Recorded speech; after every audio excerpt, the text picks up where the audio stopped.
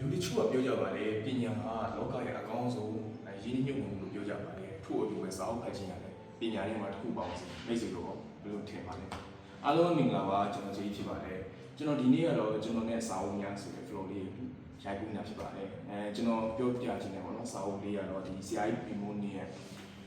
လူဘောကလူပေါ့နော်လူဘောကလူနဲ့ချမ်းသာရေးလမ်းမျိုးစာအုပ်လေးဖြစ်ပါတယ်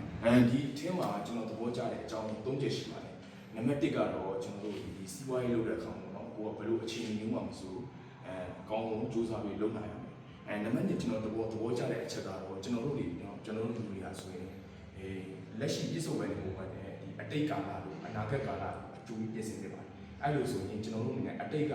ဒီလူသားတွေကဘယ်လိုမျိုးရှိခဲ့လဲဆိုတော့သိရှိထားအောင်ဖြစ်ပါတယ်အတိတ်ကသမိုင်းတွေအတိတ်ကလူတွေကနေပြီးတော့ကျွန်တော်တို့ကနေပြီးတော့အတိတ်ကနေပြီးရရှိတဲ့သင်ခန်းစာတွေကိုကျွန်တော်လက်တွေ့ပေါ်မှာအသုံးချနိုင်ဖို့အတွက်ဒီစာအုပ်လေးကအရင်ပဲကောင်းတဲ့စာအုပ်လေးတစ်ခုဖြစ်ပါတယ်